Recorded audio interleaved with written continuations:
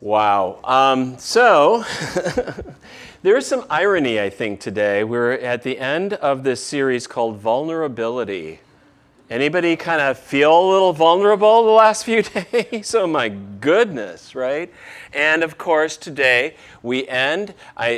This was planned months ago, like I think June, that we were like, oh, let's do this series on 2 Corinthians and get to the most famous probably passage, or people have heard the phrase. We're going to talk today about the thorn in the flesh. I feel like we could paraphrase and call it the hurricane in the hind end. And yet, I think we're all this is so raw and so real and so still new. Every one of us is still trying to process through this. What just happened? And what are we supposed to make of it? And I'm really hesitant sometimes to make too much or get too preachy, especially on a day like today. I think it was Jürgen Moltmann that said a true theologian is one who is very hesitant about what he says. The confidence comes from, of course, the gospel of Jesus Christ, which James shared with these songs this morning and the promises we have. But beyond what to interpret, how to figure things out, where we're going, what's going to happen next, those are things I better be pretty hesitant about, especially after what we've just been through. Or to assume or presume anything that you've gone through or how you're feeling this morning. And for those who are going to watch this afterwards, I mean, we can't live stream right now, but you could, whoever might be watching during the week this message, only God knows, and God does know where you're at and what you have gone through and how He's brought you through. But if you're standing, if you're breathing today, that is enough to be thankful for. Praise God, right? So we're going to be a little different. I know this might not be what can be picked up easily on the microphone or for the recording, but I'm going to try to make this a little more interactive today because I think you need to process through this, right? So we are going to be in 2 Corinthians chapter 12. And we're just reading the first 10 verses. We're really focusing on the last few verses of it, where Paul talks about something that has puzzled people throughout the ages. What is this thorn in the flesh? Nobody knows. I think it's almost best that we don't. Because I think we've all had a thorn in the flesh, or more. Maybe you've had an entire thorn bush in your life. But we've all had something that's really kind of like a stake to the heart. We've gone through grief. We've gone through difficult times. I'm looking at people in front of me, just went through this hurricane, but we've also gone through an Irma, many of us, before this, and we've gone through COVID. But then I look, personally, people have gone through grief and loss and struggles and difficulties and doubts and you name it. It's almost best that Paul didn't tell us exactly what he went through because it fits all of those circumstances, right? So here we go. 2 Corinthians chapter 12, verses 1 through 10. I must go on boasting, though there is nothing to be gained by it. I will go on to the visions and revelations of the Lord. So by the way, chapter 11 that we talked about last week to this one, he talks about the foolishness of boasting, and yet he's going to be a fool and still talk this way. And it reminded me of the one t-shirt I used to have that said, I'm a fool for Christ, whose fool are you? Have you ever heard of that one? I'm a fool for Christ, whose fool are you? We're all fools. How foolish this last week from how little we know and how much we think we know and how much we boast about what we know and how foolish we all feel, I think, today about, yeah, boy, I didn't see this coming. Not this way, right? And even now in aftermath, what do you make of it? I think it's okay to be human beings. We're filled with a lot of folly. Oh, and if anybody's out there defending whatever and just promoting whatever right now, it's like, oh, just please be quiet. We just need to sit and grieve with some people who've lost so much. A few members in our church as well, right? And we'll get to that a little later. Anybody feel a little foolish today? You know? Anybody feel a little vulnerable? Yeah. Why is that? We're going to get to this. Okay. So he goes on. I know a man in Christ who 14 years ago was caught up to the third heaven. Notice he doesn't even say, hey, this was me, although it was. Whether in the body or out of the body, I do not know. God knows. And I know that this man was caught up into paradise. Whether in the body or out of the body, I do not know. God knows. And he heard things that cannot be told, which man may not utter. So this is so in contrast to the fools, these super apostles who talked about all these ecstatic experiences and go into great detail about how great and ecstatic they were. And God is... and Paul's saying, if you actually have one of those experiences, the last thing you can do is explain it to anyone. So it just proves right now the super apostles that they talking about, and you've heard people. It's like they don't know what they're talking about. If they can explain it, if they talk about themselves, if they're boasting about it, then they have no idea. Anybody who's encountered God in the Bible is left feeling foolish at best, and often like a piece of dust in front of him. It's like, woe is me, Isaiah says. So you have to wonder about people who puff themselves up. So he goes on. On behalf of this man, I will boast, but on my own behalf, I will not boast, except of my weakness. Though if I should wish to boast, I would not be a fool, for I would be speaking the truth. But I refrain from it so that no one may think more of me than he sees in me or hears from me. So here we go. This is where we're going to focus. To keep me from becoming conceited because of the surpassing greatness of the revelations, a thorn was given me in the flesh, a messenger of Satan to harass me, to keep me from being conceited. 3 times I pleaded with the Lord about this, that it should leave me, but he said to me, my grace is sufficient for you, for my power is made perfect in weakness. Therefore I will boast all the more gladly of my weaknesses, so that the power of Christ may rest upon me.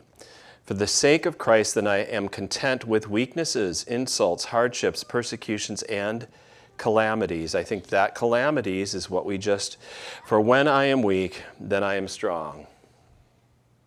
Okay, so I think we'll cover these points, but I just do want to let us process it. So here's the text. I thought these 3 points, and it'll make a little more sense, I think. So we have a tendency for hype, but God has a remedy for that hype, and the result of God's remedy and how that works in our lives. So the tendency for hype, and this is where it comes from, actually in 2 Corinthians 12:7. So to keep me from becoming conceited. He says at the beginning and at the end, to keep me from becoming conceited. The word conceit, anyone, what does conceit mean? Yeah, so the Greek word behind it actually is kind of interesting. It's huperero, and it means hyper. Hype. You know how people hype things? So hyper, and then to raise up or elevate. So hyperinflating ourselves. Do you think we have a human tendency to do that? Even Paul thought he did. And he has to say it twice in this, to keep me from being conceited. He had these great revelations. And so he has this thorn in the flesh. God gives him this thorn in the flesh to keep him from being conceited. So whenever anything happens to me, I tend to exaggerate. That fish is just a few inches longer. Do you understand that phenomenon? Yeah. Or that performance was just a little better, I think there's an old joke, if I can remember it now. Well, pastor was sitting down at the lunch table with his wife and said, honey, what did you think of the sermon? And she said, oh, it was good. He goes, yeah, I'm just wondering how many great preachers there are right now in the United States. And his wife said, probably one less than you're thinking.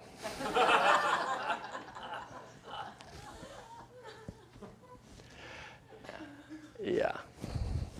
Yep. There we go. We pad our resumes. We market our own self as a brand. And the more glam, the more fame. And we tend to admire people who do it even more than we do. And the thing is, we wish we were them. And it's all hype. There's no substance to it. So David Zoll talks about this in his book, Low Anthropology, which I just finished reading. What he means by low anthropology is just, let's be real about who we are as human beings. We tend to have a high estimation of ourselves often. And we think, oh, we're able to achieve so much. And let me tell you, that gift of perfectionism is the gift that keeps on killing. It keeps on hurting. It keeps on damaging. It's the idea that, oh, I can do this. Oh, we can handle this. We can put it together. And it's like, oh, come on, just let it go, right? So he writes this: a high anthropology views people as defined by their best days and greatest achievements, their dreams and their aspirations. A low anthropology assumes a through line of heartache and self-doubt, that the bulk of our mental energy is focused on subjects that would be embarrassing or even shameful if broadcast, and that our ability to do the right thing in any given situation is hampered by all sorts of unseen factors. Paul himself was able to say he is a clay pot and chief of sinners and a bondslave of Christ, and he could see that he had a tendency, even as one who had met the Lord Jesus on the road to Damascus, to hype himself. And he needed, in a sense, this thorn, whatever it was. So what is God's remedy for this? 2 Corinthians 12. A thorn was given me in the flesh, a messenger of Satan to harass me, to keep me from being conceited. Now, this is what I'm thinking when I read this. It's like, God, isn't there something else? Can't you just give us a word from the Lord, don't be arrogant, and that will do it? Or how about, how about a lesson in humility in some form? Can I just read a book on it and get it? And the answer is usually not. I don't know about your life, but if I don't go through hard things, I usually don't learn anything. It's the hard lessons when you look back that have actually produced the most in your life. That's a hard thing to say right after this. It's a little too soon for Ian. But I'm wondering if any of you now, looking back at what you've gone through in life, what God has brought you through, where you could still sing that last song about how faithful your God has been and how good he has been, even through the heartaches and the losses and the difficulties and the struggles. Okay, any of you right now want to share a little? Or is it a little too raw? What do you think? Am I on track with this, or am I think Tom and Lori right now are going through a really rough time? And we're going to be praying for them specifically. Tom and Lori in our congregation had the 7 feet of storm surge, as Tom said, go through their house. So they were not there at the time, but they've lost all the material things in that home. And now it's going to take a long time to rebuild, and I'm not sure how they're feeling at the moment. I've got quite a few people in our area right now that only are feeling the loss, and I think it's okay to feel the loss. In fact, to feel otherwise, to just try to be a Pollyanna about it, that's not being real. Not at all. But I'm thinking about all the people, Fort Myers Beach area, Sanibel, Matlacha, High Island. Yeah. It goes on and on and on. Yeah. Cape Coral. Yeah, we can't even name all the places that have been so devastated and hit so hard, and how much has been lost, and how many lives now. We don't even know. We don't even know. 70, what? I had heard 35. I think more. In the 70s, at least statewide. Yeah. So we're facing a lot. And you're already kind of showing some of the benefits. It's the weirdest way to put it, right? And why Paul shared this, right?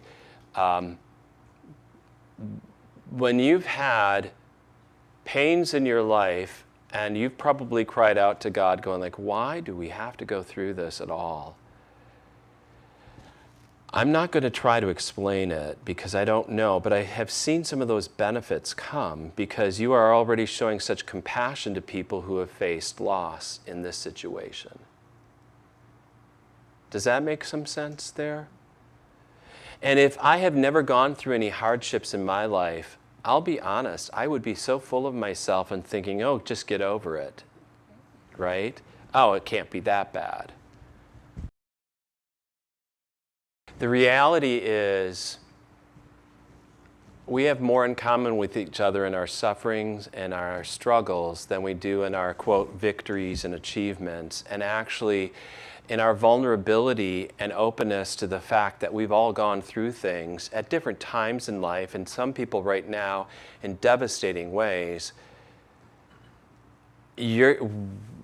that's what we connect with.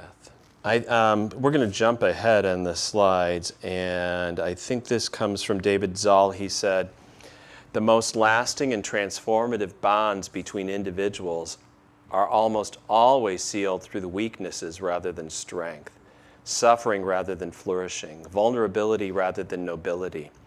If high anthropology alienates us from one another, maybe low anthropology can bring us together again. The idea that if you expect people to have to be perfect or always right, or I have to be right, you're going to really alienate everybody around you. But if you can accept people in their losses, their grief, and even right now in some of their bad driving, and impatience at stoplights that aren't working, and in the Publix grocery stores or wherever, and just how everybody is just trying to grab, in some ways to just go like, you know what, they're probably doing their best at this moment, and I'm going to have some understanding because I'm feeling pretty out of it myself. You're going to have a lot more connections. And what's happening, I think, is our ministry is going to be in our weaknesses. So what's interesting too about this thorn in the flesh, we don't know what it was. And I'm going like, why did Paul have to, I mean, of all people, Paul doesn't seem to need anything like this. He's already serving you so much, right? 3 times, the text says, Paul asked God to remove it. Do you know what that reminds, that's kind of parallel or conforming to? 3 times Jesus in the Garden of Gethsemane. And I was thinking, you know, when I heard the news that we might get, you know, this hurricane might be coming, it could be a major thing and all, I'm going like, Lord, really? I don't know if I can do this. I don't know if any of you felt that way, but it's like Irma 5 years ago. Oh my gosh. And afterwards, there was at least 6 months, by the way, that we as a church were trying to serve and give and help and sacrifice and clean up yards and everything. And it was like, oh, Lord, I can't do that again. And then it's like, Lord, that was the first. And then a couple of years later, we got a little respite finally. And then COVID hit. And it's like, oh, Lord, and we shut down. We go through all of this stuff. And we're just kind of, and then now it's like, really? 3 times, Lord, for this area? Really? But doesn't that bring us together too? That's, like it or not, this is what I need my bubble popped. That hyperinflation, how full of myself I can become. I don't know if you know that, but that's human nature for all of us, you know, kind of like the... Irma, we all lived together. We did. To help neighborhoods that We did. And we're going to probably do it again. The good news is I've got friends already, pastors in the Tampa Bay area specifically, that have called me up. Well, not called, texted. And I got them 2 days later because, you know, cell phone service. But they're asking, what do you need? Can we bring a team down? How can we help? I think our ministry is going to be in our weakness, saying, look, we need help. We have members who need help right now. We're going to try to help each other, but it's okay to receive help too. And I think this time around, in Irma, we had 1 or 2 families that really got devastated, lost their home for a long period of time and stuff. Most of us got through that one pretty well. This time, we've got members that have really gone through it, like we've mentioned the Hayes, but there are others as well who've gotten flooding and or lost their trailer, their car to flooding, etc. And just the trauma, okay? Just the trauma of it all again. And it's gonna be tough, but I think it's time to say, okay, we'll become the conduit maybe for other groups who feel, I'll tell you, Tampa's feeling pretty fortunate right now, right? After they see what happened here, who want to help and assist, and we can try to direct them in the right ways and figure out how we can partner with them. But it's like, Lord, I'm not going to have the strength. And God's kind of saying, exactly. It's time for you to just rely on me. And we did. We came together through that. And I think through COVID, we did our best, and the Lord was able to work. It's fascinating. So, thorn in the flesh, right? Don't know what it was. Oh, by the way, and it says to harass me. The word actually, kalaphizo, is the Greek word for to kind of punch with the knuckles. A strike with the knuckles. It's kind of like we just had a knuckle sandwich given to us. What? By God. By God. Yeah. Pow. To just say, wake up, maybe, or just get off your high horse. Deflate things a little. Be real. Be honest. Be open. I don't want to say too much about that. I don't want to be insensitive to people who are in the midst of it, going like, I'm still smacked by this and it's hurting. But like I think we said, we have more in common. And now the great equalizer, Ian, in some ways, certain communities hit more than others, but no one is spared from at least seeing and witnessing what others are going through down here. So, a thorn in the flesh, actually, it's what's amazing is that is exactly what happened to our God. Jesus gets a thorn, a crown of thorns in his flesh.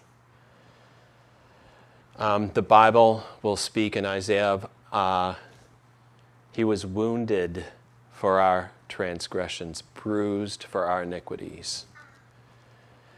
A sword pierced, or a spear pierced his side. He has his feet, his hands, his side, 5 wounds still to this day.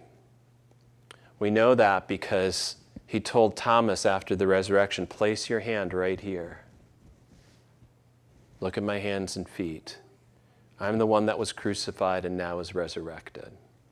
He doesn't lose his wounds. We have a God who understands those wounds. He gets the thorns. And what's fascinating is it wasn't just a one-time deal and now he's on with it.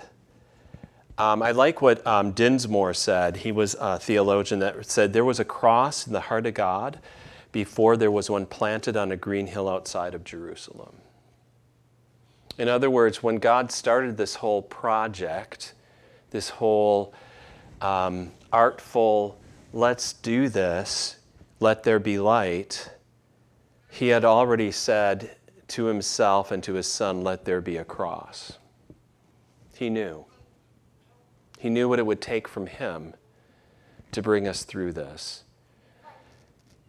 In some ways, we're probably closer to God in our woundedness than we are in any other way. So Martin Luther finally said this, in this way, God wants to make us conformed to the image of his dear Son, Jesus Christ, so that we may become like him here in suffering and there, in that life to come in honor and glory.